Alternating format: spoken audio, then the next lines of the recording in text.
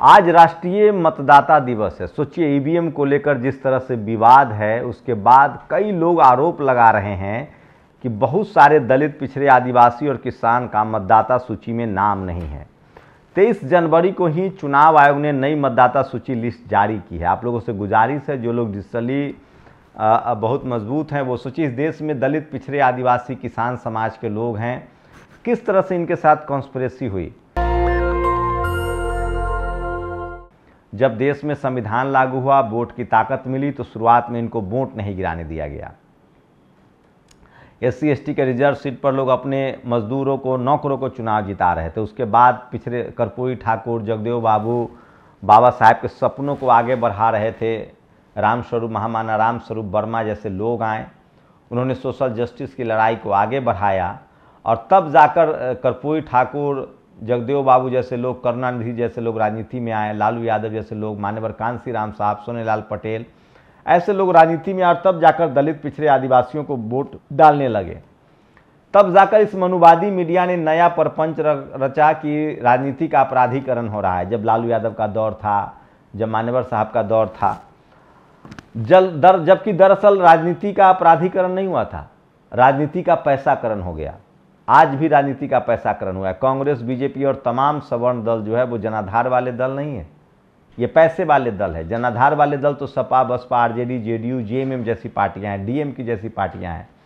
जो दलित, पिछड़े, आदिवासी लीडरशिप वाली पार्टियां हैं, ये पार्टियां जो हैं वो पैसे वाली पार्टियां नहीं हैं, जनाधार वाली पार्टियां हैं।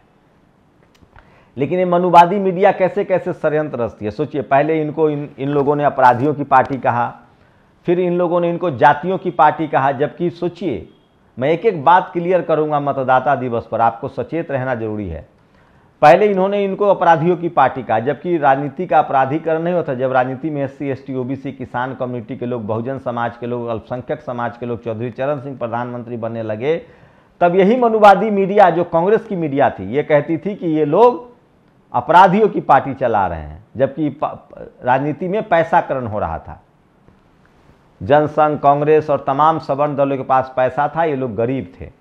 उसके बाद जब ये लोग धीरे धीरे लोगों को जोड़ने लगे, फिर भी राजनीति करने लगे, जब लालू यादव, मान्यवर साहब, सोनेलाल पटेल ऐसे लोग राजनीति में आने लगे, दलित, पिछड़ा, आदिवासी, अल्पसंख्यक राजनीति में आने लगे, तब इन लोगों ने नया शगुफा छोड़ा कि ये जातिवादियों की पार्टी है। जबकि ये सारे दल जातिवाद के खिलाफ लड़ रहे हैं। Sapa, Baspa, RJD, JDU, JMM, DM के कैसे दल हैं? ये सब जातिवाद के खिलाफ लड़ रहे हैं। ओवैसी की पार्टी धार्मिक उन्माद, सांप्रदायिकता के खिलाफ लड़ रही है। लेकिन सोचिए लोग कितने बड़े हैं। और उससे भी बड़ी विडंबना, मान्यवर साहब दलित नेता, चंद्रशेखर दलित नेता, मायावती जी दलित नेता, और अटल बिहारी वाजपेयी राष्ट्रीय नेता, इनको भी लिखो ब्राह्मण नेता। आडवाणी राष्ट्रीय नेता, इनको भी लिखो ब्राह्मण नेता। मोदी लिखो OBC नेता। OBC भी क्यों लिखोगे, उनकी जाति का नेता लिख दो। मैं फिर कह रहा हूं, इस देश में असली बहुजन नेता, राष्ट्रीय नेता लालू यादव, मायावती जी, कांशीराम साहब, चंद्रशेखर आजाद, अखिलेश यादव, मुलायम सिंह यादव, हेमंत सोरेन, शिबू सोरेन, उनको लिख देते हैं आदिवासी नेता। मतलब कोई जनरल कैटेगरी का नेता हो तो राष्ट्रीय नेता, और कोई दलित, पिछड़े, आदिवासी नेता हो तो वो उस जात का नेता। मतलब 3% वाला समाज राष्ट्रीय नेता, और सोचिए 85% वाले नेता को जातिवादी नेता कहता है। लेकिन विडंबना ये है कि मैं कितना लिटरेट करूं इस देश के लोगों को। अब तो खैर कुछ लोग आ गए हैं सोशल मीडिया पर, और टीवी चैनल पर मैं 2-3 प्रवक्ताओं को देख रहा हूं। मनोज यादव है एक सपा के, राजकुमार भाटी तो अल्टरनेट हैं। राजकुमार भाटी तो बहुत महीन तरीके से हमला करते हैं, सोफिस्टिकेटेड वे में, चूंकि पत्रकार भी रहे हैं। लेकिन एक मनोज यादव आए हैं, भाई साहब खुल्लम खुल्ला मनुवादी हो, तुम्हारा DNA विदेशी है, मीडिया को सीधे सीधे उसी के चैनल पर बैठ के तुम सरकार के मीडिया हो, साफ साफ दो टूक। तो जब तक बहुजन दल बहुजन लोगों को, सोचिए, और नए लोगों में प्रियंका भारती हो, कंचना यादव हो, जयंत जिज्ञासी हो, ये लोग भी शानदार हैं। मनोज काका है, लेकिन वो बड़ा सोफिस्टिकेटेड तरीके से पढ़े लिखे के, तो मुझे चाहिए सीधा सीधा बात करने वाला। तो सोचिए ये लोग बहुत शानदार काम कर रहे हैं। तो सोचिए आज मतदाता दिवस है, फिर किस तरह से जब बहुजन समाज नारा आया मान्यवर साहब का कि जिसकी जितनी संख्या भारी उसकी उतनी भागीदारी, तो ईवीएम ले आया गया। और आज ईवीएम के चक्कर चाल में बहुजन समाज फंसा हुआ है। किसान समाज फंसा हुआ है। और सोचिए, सुप्रीम कोर्ट ने खुद कहा कि ईवीएम ट्रांसपेरेंट नहीं है, वीवीपैट लगना चाहिए, और वीवीपैट लग गया तो क्या वो झुनझुन्ना है, उसकी गिनती नहीं करोगे? अरे जब वीवीपैट, अगर ईवीएम खराब, ईवीएम पर भरोसा था तो वीवीपैट क्यों लगाया, और वीवीपैट लगाया तो गिनती क्यों नहीं करोगे? आज तो कमलनाथ ने भी कहा है कि वीवीपैट गिनिए, वोट ईवीएम से डलवाइए, जनता को वीवीपैट की पर्ची दीजिए और वो बॉक्स में डाले और वीवीपैट पर्ची की गिनती करवाइए। हो गया बैलेट पक्ष जैसा।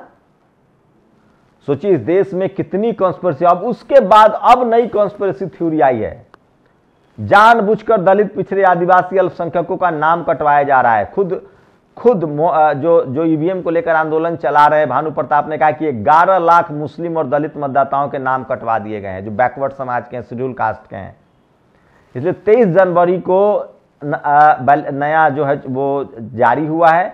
आप सब लोगों से गुजारिश है, आपके संवैधानिक अधिकार का मामला है, लोकतंत्र का मामला है, सारा काम धाम छोड़ के अपना नाम वोटर लिस्ट में ढूंढिए, ऑनलाइन ढूंढिए, और जाकर नहीं तो अपने बीएलओ से, चुनाव आयोग के अधिकारी से अपना नाम दर्ज करवाइए।